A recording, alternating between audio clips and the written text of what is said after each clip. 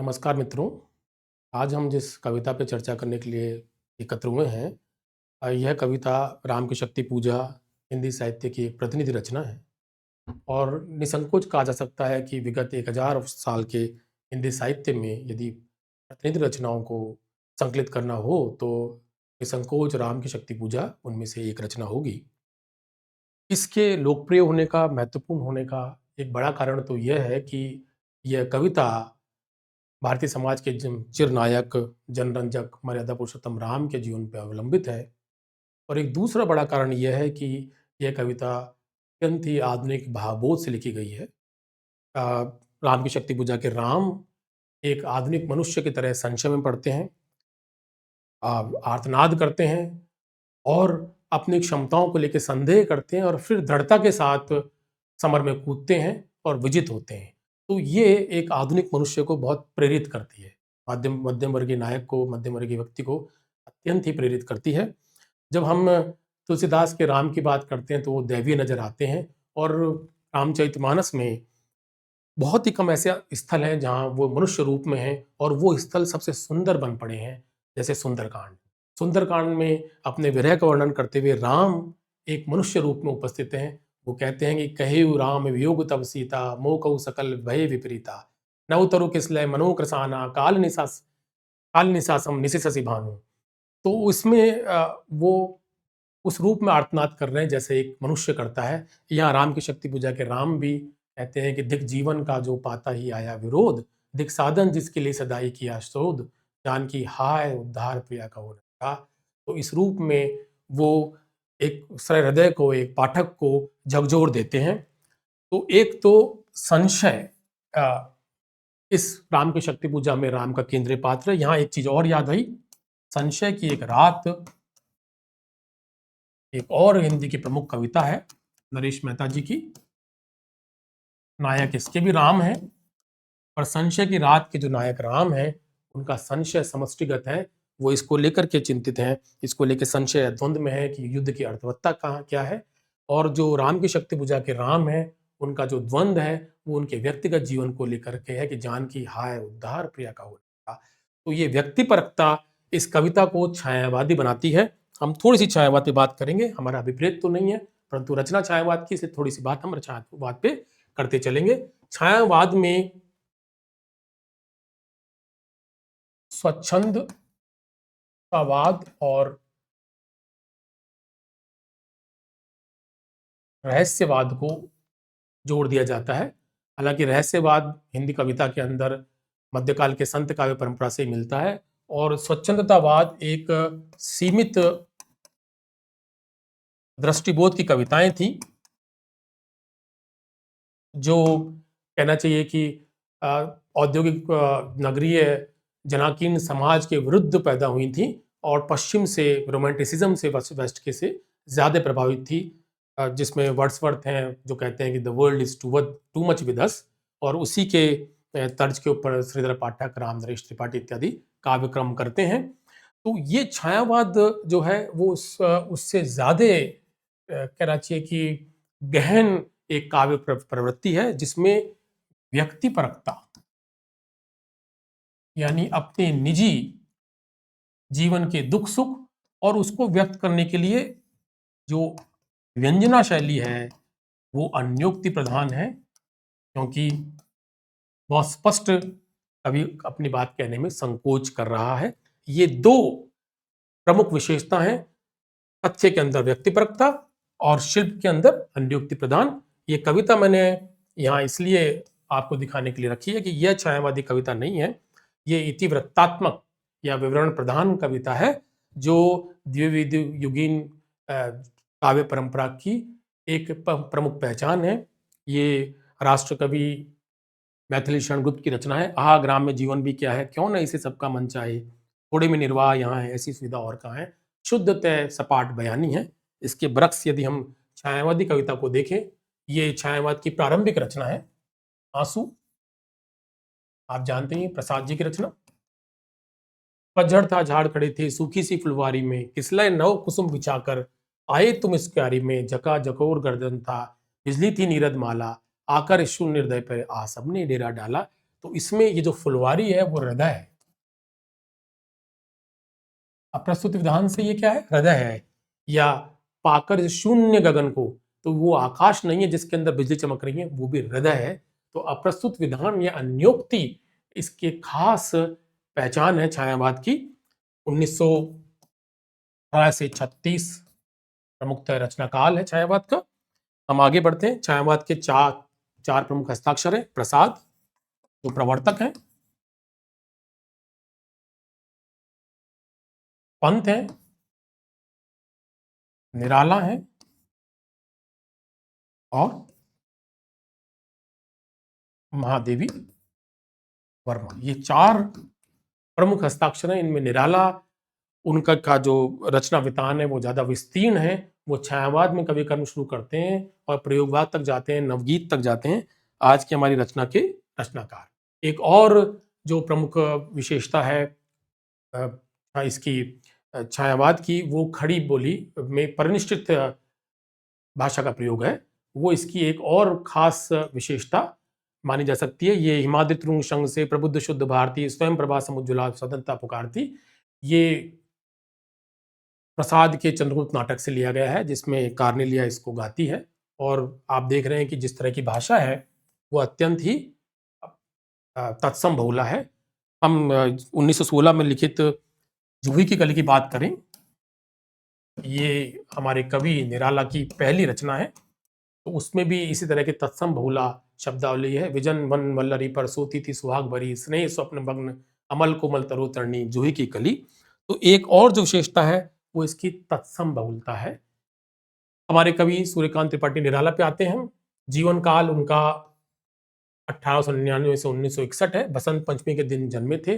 वो अपने आप को सरस्वती का पुत्र कहा करते थे। इसीलिए मूल नाम सूर्य कुमार था। जन्म इनका महिषादल स्टेट में हुआ, बंगाल में। क्यों? क्योंकि उनके पिता वहां पर कार्यरत थे। मूल निवास इनका गड़ाकोला था। ये गड़ाकोला उत्तर प्रदेश के उन्नाव जिले में है। ये क्षेत्र सांस्कृतिक रूप से बैसवाड़ा कहलाता है। अवध क्षेत्र का एक हिस्सा है बैसवाड़ा। और हम जानते हैं 1857 की कर क्रांति के अंदर जो नायक थे वो अवध के किसान थे। तो अवध के किसानों की का जो दर्प है, अहंकार है, वो हमें निराला के जीवन में, उसके काव्य में नजर आता है। तो उनका जो काव्य चरित्र है, उनका खुद का जो व्यक्तित्व है, उसमें एक तो बंगाली भावुकता है। दो चीजों से मिला हुआ उनका काव्य व्यक्तित्व है। बंगाली भावुकता उसमें हमें नजर आती है, प्लस दर्द जो उनको अपने मूल निवास स्थान से मिला था। इसलिए उनकी कविता में इस तरह के उतार चढ़ाव हमें देखते हैं कि वो ये भी कहते हैं जो अभी ना होगा मेरा अंत, इस तरह के दर्पपूर्ण व्यक्त उक्तियां भी उनकी।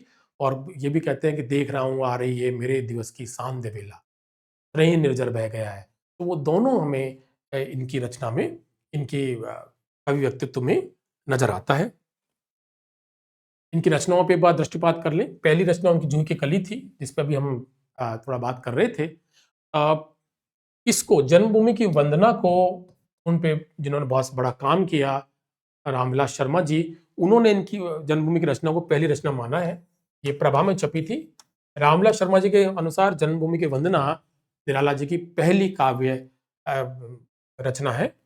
उनका प्रथम संकलन अनामिका है। यहाँ ये भी देखते चलें कि राम की शक्ति पूजा भी अनामिका में छपी थी, पर वो दूसरी अनामिका है जो 1938 में छपी थी। ये आपको एक विद्यार्थी के रूप में, एक अभ्यर्थी के रूप में याद रखना चाहिए। यदि पूछा जाए कि राम की शक्ति पूजा का संकलन किसमें था, तो अनामिका नामक संकलन में था, पर अनामिका द्वितीय। अंतिम संकलन सामदे काकली था। यहाँ एक चीज और देखते चलें कि उनकी अंतिम जो कविता है मानी जाती है, वो शायद उद्घोष ही कर रहे थे अपने जीवन के बारे में। पत्रोत्कंठित जीवन का विष बुझा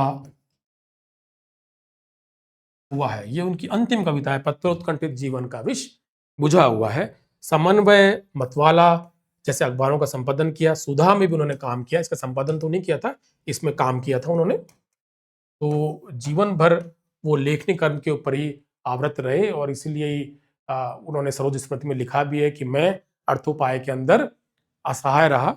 अपनी बेटी के बारे में बात करते हुए इसको कहते हैं।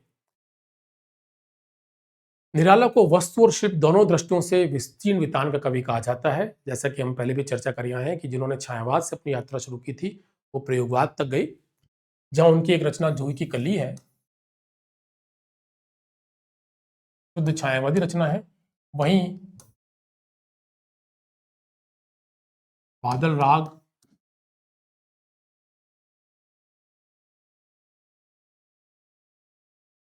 कुकुरमुत्ता,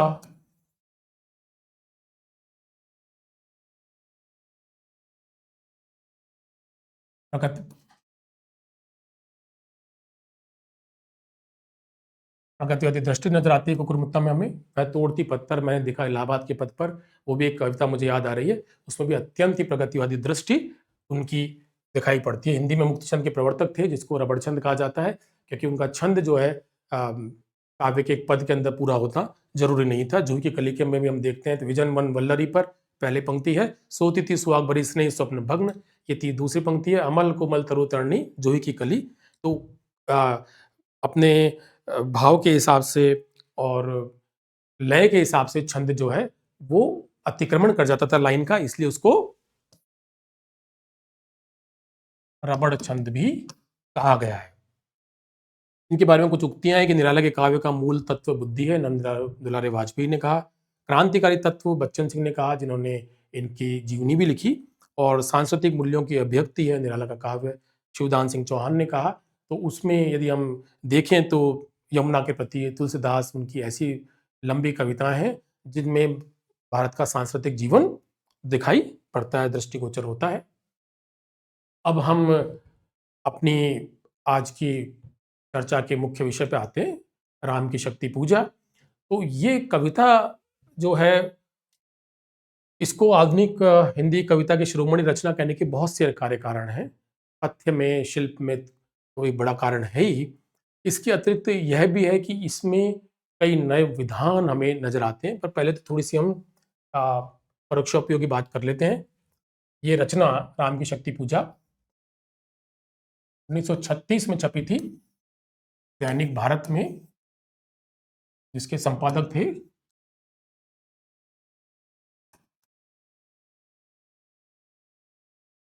बड़े आलोचक थे। नंद दुलारे वाजपेयी एक आलोचक भी थे, और छायावाद को शुरुआत में जिन्होंने सपोर्ट किया वो नंद दुलारे वाजपेयी थे।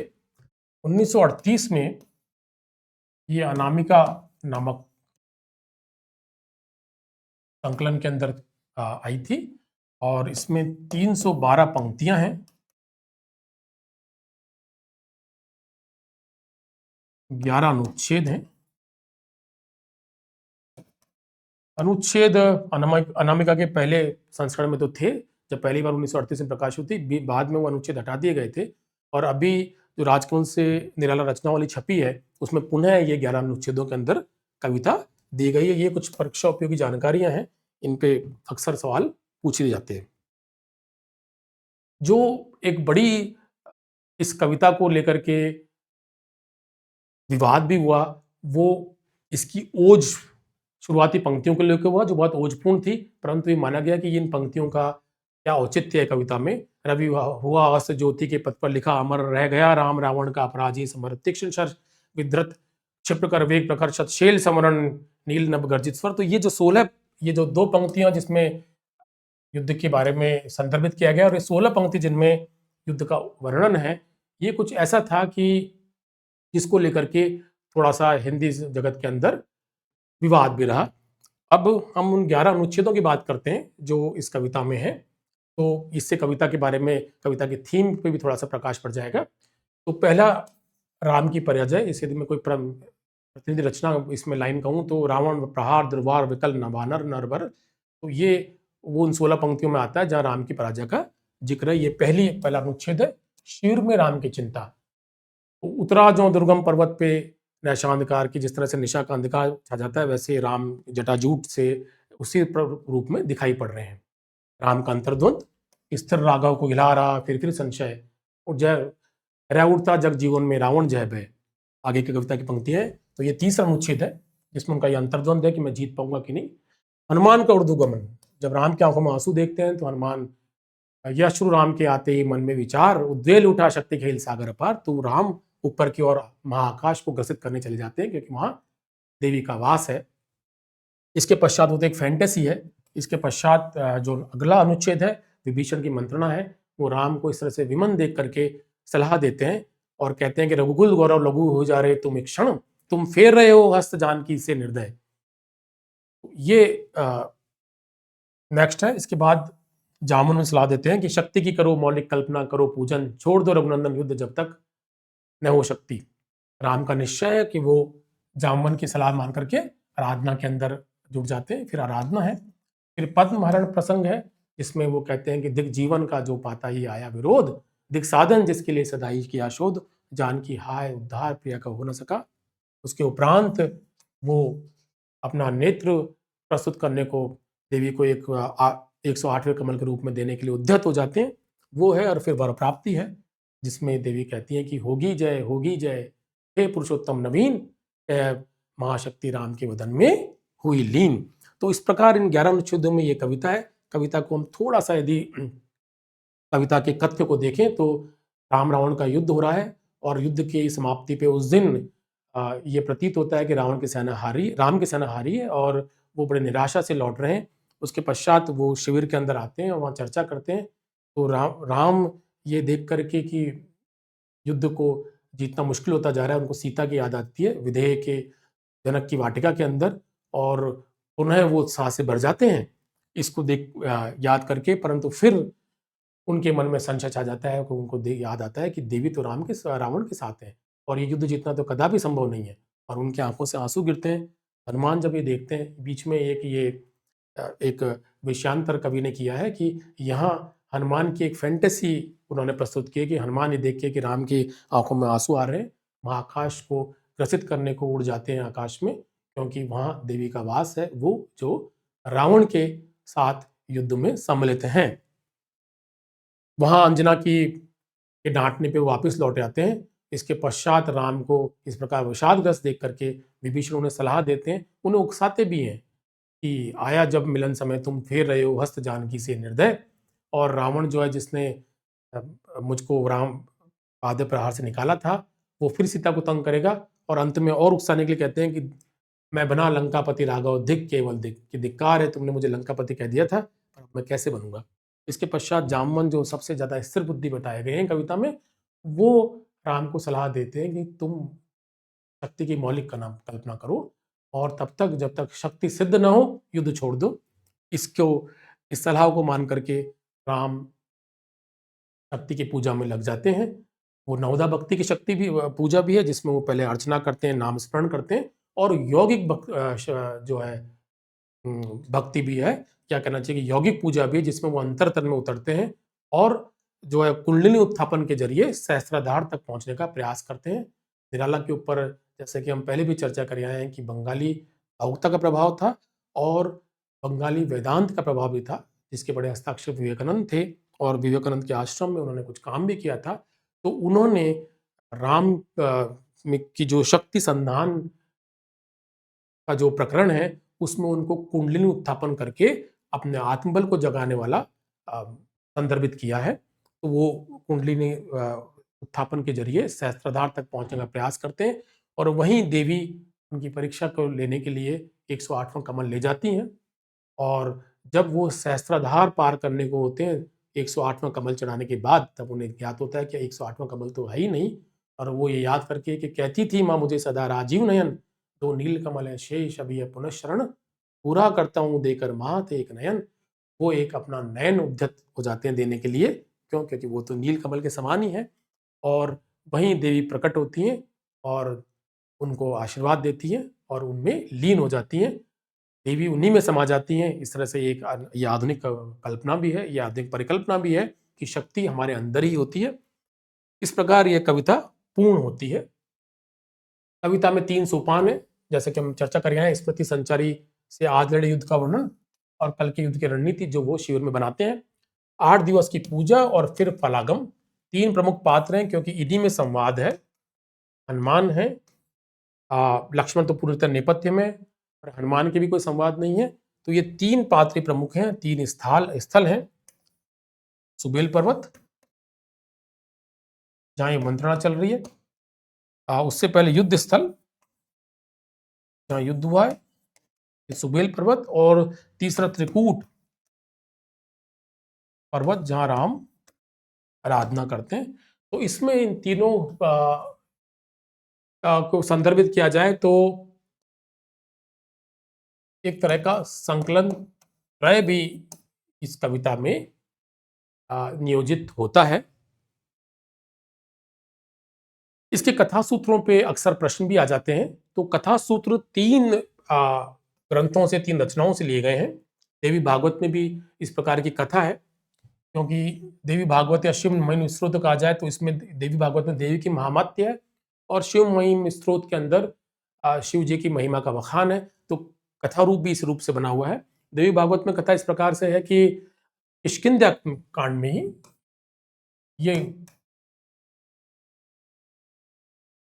किष्किंध्या में ही जब सीता का हरण हो जाता है तो राम विलाप करते हैं, लक्ष्मण उनको समझाते हैं और नारद अवतरित होते हैं और उन्हें देवी पूजा की सलाह देते हैं। तो वहाँ वो देवी पूजा करते हैं, पर वो आँख के देने का या उसके आँख को प्रस्तुत करने का वहाँ पर कोई प्रकरण नहीं आया है। शिव महिम स्त्रोत के अंदर विष्णु हैं, जो 1000 कमल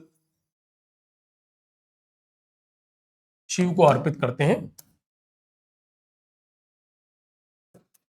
और इसमें वो भी ये कहते हैं कि मैं पुंडरीकाक्ष हूँ, यानी कि कमल जैसे नेत्र हैं और अपना नेत्र उद्यत शिव को प्रस्तुत करने को उद्यत होते हैं।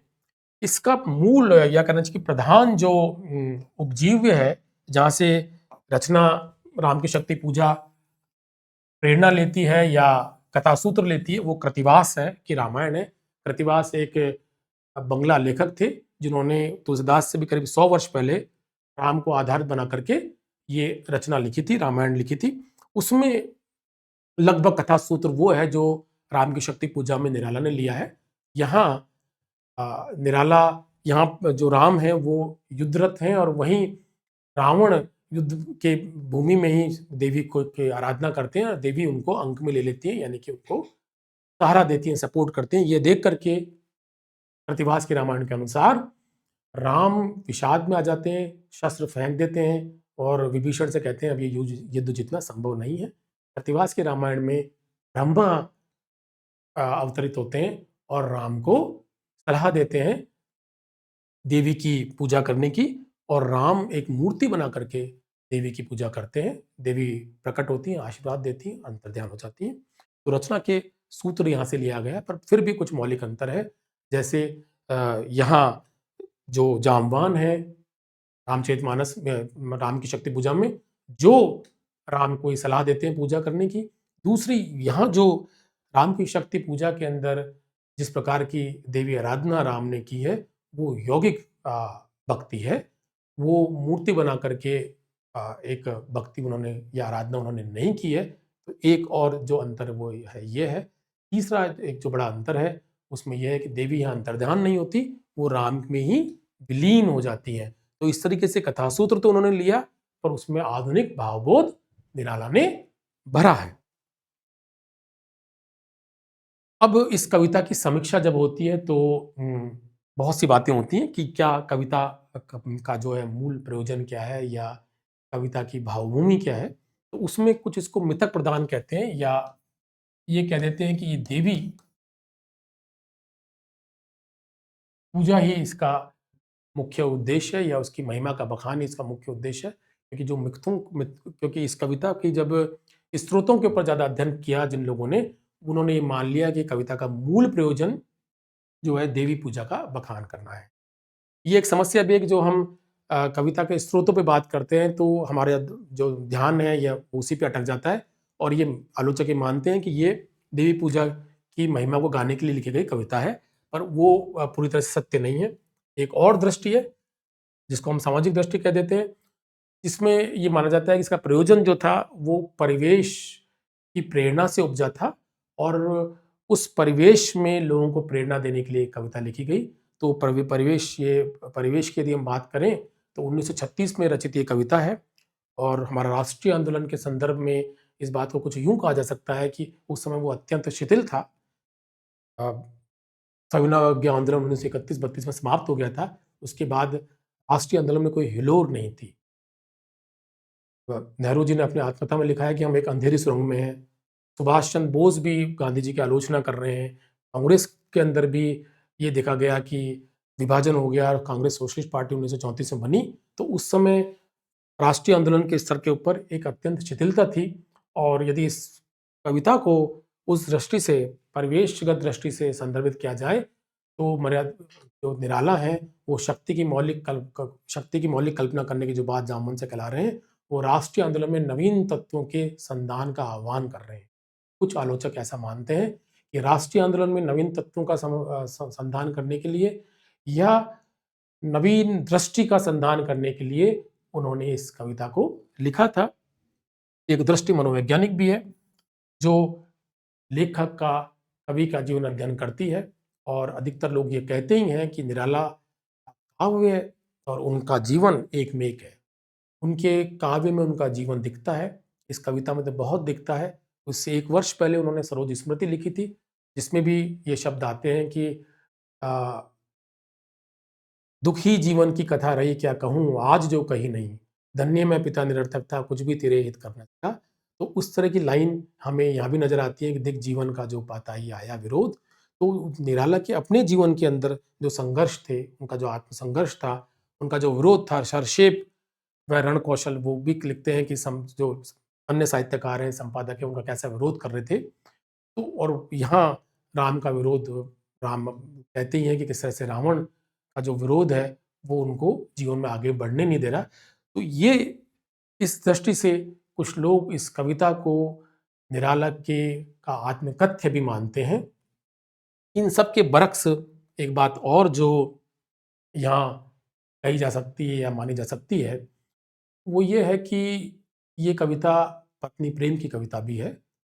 कुछ नवीन आलोचक ऐसा मानते हैं। क्यों? क्योंकि इस कविता में एक आधुनिक बोध से युक्त एक कवि ने हर मोड़ पर सीता को याद किया है। कविता के केंद्र में भी सीता है और हर जगह जहाँ संकट में राम पड़ते हैं, सीता याद आती है। पहले जो 16 पंक्तियाँ, उनका अंत भी होता है, जानकी बिरु आशा भर रावण संवर, कि जानकी के डरे हुए हृदय के अंदर सिर्फ हनुमान ही आशा भर रहे हैं। फिर उसके बाद खिंच गए इस द्रगों में सीता के राममय नयन, या फिर दिग्जीवन का जो पाया ही आता विरोध, जानकी हाय उद्धार प्रिया का होना था। या विभीषण भी जब राम की भर्त्सना करते हैं तो कहते हैं कि आया जब मिलन समय तुम फेर रहे हो हस्त जानकी से निर्दय। तो हर जगह जानकी या सीता उपलब्ध हैं, अब उपस्थित हैं कविता में। तो कुछ लोग इसको पत्नी को केंद्र में रख कर के रची एक कविता भी कहते हैं। और निराला का अपना व्यक्तित्व भी ऐसा था। उन्होंने जो अपना एक संकलन गीतिका लिखा, उसको अपनी पत्नी को समर्पित किया और ये लिखा कि उसने, उनकी पत्नी की मृत्यु हो चुकी थी, पर लिखा कि उसने मेरे जड़ हाथ को पकड़ के चेतन किया। इसी प्रकार उन्होंने एडवर्ड अस्टम पे कविता लिखी थी, जिन्होंने एक अपनी प्रेमिका से विवाह करने के लिए राजगद्दी को भी छोड़ दिया था। तो इस रूप में कुछ लोग इसको पत्नी प्रेम की कविता कहते हैं या पत्नी को केंद्र में रख